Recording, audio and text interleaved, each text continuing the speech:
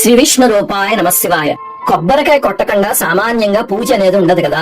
ఒక్క ముక్క కళ్ళకు అద్దుకుని నోట్లో వేసుకుంటే ఎన్ని ప్రసాదాలకైనా సరిపెట్టంతే కదా. అలాగే దక్షిణ భారతదేశంలో వెనకాల పీచు ఉంచే కొబ్బరికాయ కొట్టాలి కానీ పీచు తీసి కొట్టకూడదు అని కూడా కొంతమంది పెద్దవాళ్ళు చెప్తున్నారు. కొబ్బరికాయ కూడా చూస్తే 3 కళ్ళతో విచిత్రంగా ఉంటుంది. ఏమిటండి ఇవన్నీ అంటే దాని వెనకాల ఒక అద్భుతమైన ఆఖ్యానం ఉంది. గణేష పురాణంలో కథ ఉంది. ఏమిటంటే త్రిపురాసుర సంహారం చేసేటప్పుడు పరమేశ్వరుడు ఎంత ప్రయత్నించినా సరే వాళ్ళని చంపలేకపోయాడు. వాళ్ళు ముగ్గురు ఒక వరుసలోకి రావట్లే.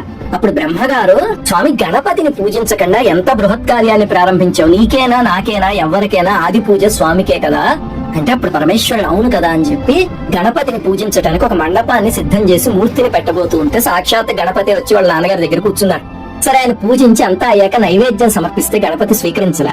ఏది ఇచ్చినా వద్దన్నాడు. చివరికి పార్వతీదేవి వచ్చి ఓహో నా బిడ్డకి మోదకాలంటే ఇష్టం కదా అని తన సంకల్ప శక్తి చేత మోదకాలను సృష్టించినా సరే అవి కూడా గణపతి తినలేడు. అప్పుడు ఈశ్వరుడు అసహనంతో ఏం కావాలైనా నీకు అంటే నీ తలపండు సమర్పించు అన్నాడు. తండ్రి శిరస్సు కోరడం ఏమిటి?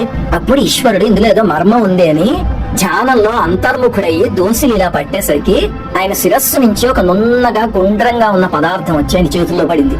పరమేశ్వరుడికి 3 కళ్ళు కదా. మనం వందే సూర్య శశాంకవన్హి నయనం వందే ముకుంద ప్రియం అని పూజిస్తాము. సూర్యుడు చంద్రుడు అగ్ని ఆయన కళ్ళు కదా. అవి 3 కూడా పదార్థం పైన 3 కళ్ళ కింద ఏర్పడ్డాయి. లక్ష్మీనారాయణుల శక్తి అందులోకి ప్రవేశించి స్థాపితమైంది. శివుడి తలపైన ఉన్న గంగమ్మ జల రూపంలో అందులోకి ప్రవేశించింది. పార్వతీదేవి శాకంబరీదేవి స్వరూపంలో తెల్లగా తినే పదార్థంగా మారి అందులోకి ప్రవేశించింది. అప్పుడు అది సమర్పిస్తే గణపతి ప్రీతిగా తిన్నాడు. తిని ఆయన ఏం వరం ఇచ్చాడంటే ఇక నుంచి దీన్ని శ్రీఫలం అని పిలుస్తారు. ఎందుకంటే లక్ష్మీనారాయణలు కూడా ప్రవేశించారు కదా. ఇది లేనిదే ఏ పూజ సంపూర్ణం కాదు అని స్వామి వరం ఇచ్చాడు.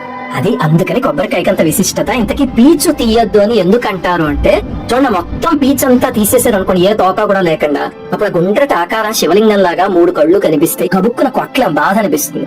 అందుకని వెనకాల పీచు కొంచెమైనా ఉంచి కొట్టి ఆ తరువాత పీచు తీసేయమంటారు. ఇది మనకి తెలుగు రాష్ట్రాల్లో ఉన్న సాంప్రదాయం. కానీ నేను ఉత్తర భారతదేశంలో చూస్తే మాత్రం అలా కదవాలి. అది కూడా తీసేసేప్పుడు